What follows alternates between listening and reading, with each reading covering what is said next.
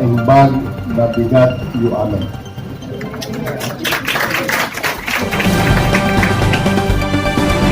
This cannot be said often enough.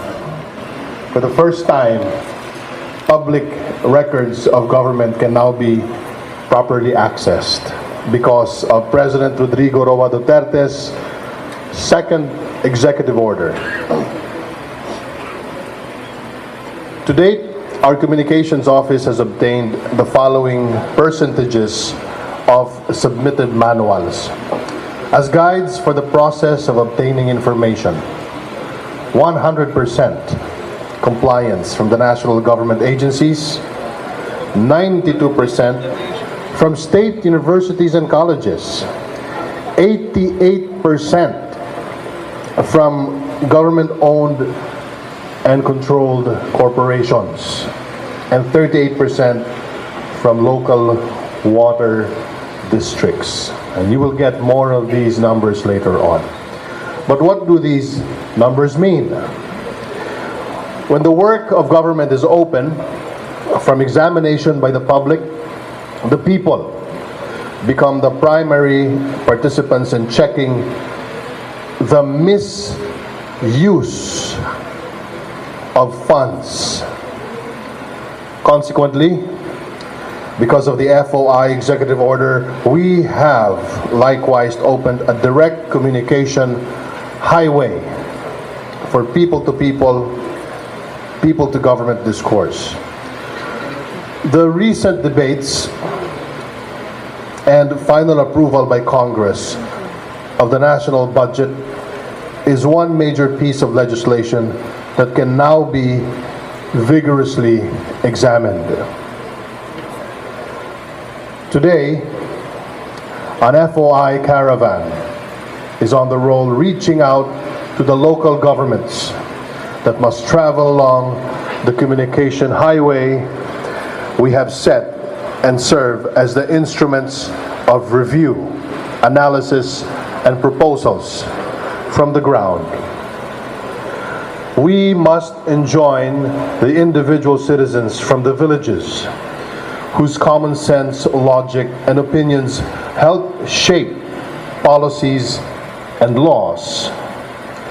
The knowledge of the FOI process bridges those in position of power with the source of that power from the people themselves. Freedom of information underlines the wisdom of the public. Fake and false news presumes an ignorant public. Freedom of information cleans the media environment from the pollution that is often spread through social networking. Freedom of information is the awareness that we are all the cause and consequences of our actions. That in the black and white of documents, we read the programs already achieved and the projects that must still be completed. Underlining for us how the work of government becomes the reality that we all desire. The responsibility we hold firm and be informed partners with another crucial executive order on media security. This includes the broad assistance for safety at work and assigned destinations. But more importantly, for the health care and hospitalization of the media when the need arises. This is the first positive gesture of help ever extended to the workers in media. We have a broad network of objectives for the FOI, from civil participation to enlivened public discourse, from mobilizing local officials to enriching the community consciousness of each individual, from domestic to foreign interests, and from within government itself between related officers. May this FOI Caravan be the trailblazer for giving to our people the government of their present and ideal future.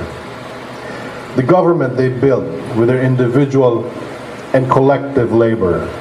The government that serves their basic needs and elevates them to a comfortable measure of contentment, self-reliance, and dignity. Yes, the most enlightening work we can truly be involved in is this. It is the overwhelming sense of fulfillment in building a nation. Maraming salamat po.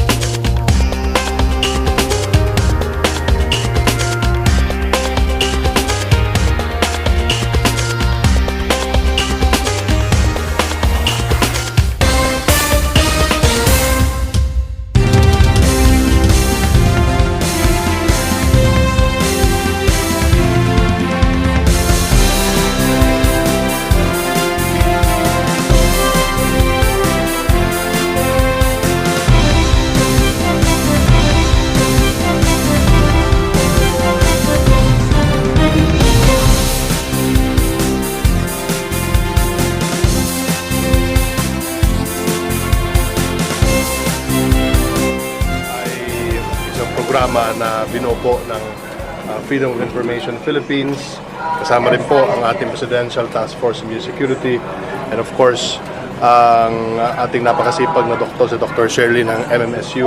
Ngayon meron na pong Memorandum of Agreement ang MMSU at Freedom of Information Philippines na kasama na po ang MMSU dun sa mga state universities and colleges na i-implement itong Freedom of Information Philippines Executive Order number 2. Hindi po. Ibig sabihin po ay kasama na po ang MMSU sa Freedom of Information Database at susunod din po sila sa mga patakaran, mga panuntunan po ng ating mahal na Pangulo sa Executive Order number 2 na bubuksan po ang MMSU sa buong publiko. So kung meron kayong gustong itanong sa MMSU, idaan nyo lang po sa Freedom of Information.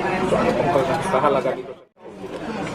Kasi napakahalaga talaga ng transparency. Napakaganda ng tanong mo. Napakahalaga talaga ng transparency. Number 1, para makuha po natin yung kumpiyansa ng mamayan. Number 2, alam niyo naman po na ang programa talaga ni Presidente Duterte ay yung anti-corruption. So, para pumasok po natin ang korupsyon sa ating lipunan, pinirmahan po ni Presidente ng Executive Order number 2 yung Freedom of Information para mas makakuha po tayo ng mga impormasyon, detalye na gusto natin malaman tungkol sa ating gobyerno. So ang FOI, ito po ay isang sandata ng mamayan para malaman po yung kabuuan ng operation natin. Well, alam nyo kasi, meron law of privacy, maraming mga detalye na nakasulat dyan. Meron kasing mga nagre-request na halimbawa, gustong kunin kung ano ba yung mga lupain ni so-and-so, saan yung mga address, and that falls under the law of privacy. Hindi mo pwedeng basta-basta makuha yung mga informasyon na maapektuhan naman yung pamilya ng isang tao. Pero yung freedom of information, more than that law of privacy, it really focuses on government transparency, government transactions. Yun po yung kahalagaan. Meron po kasing mga nakasulat doon sa Executive Order number 2 na exemptions. Okay? Halimbawa, yung mga informasyon na falls under the national security, yun po ay hindi po natin pwedeng basta-basta i-declassify yung informasyon. Lahat ng regions na serve na, in fact, sa national government, 100% compliance na, pero meron pa pong mga ilang percentage ng ating state universities and colleges na hindi pa. Pero you know, we work and we try to reach that goal a day at a time. The president is at the pink of health. He is very healthy. There's nothing to worry about. Thank you.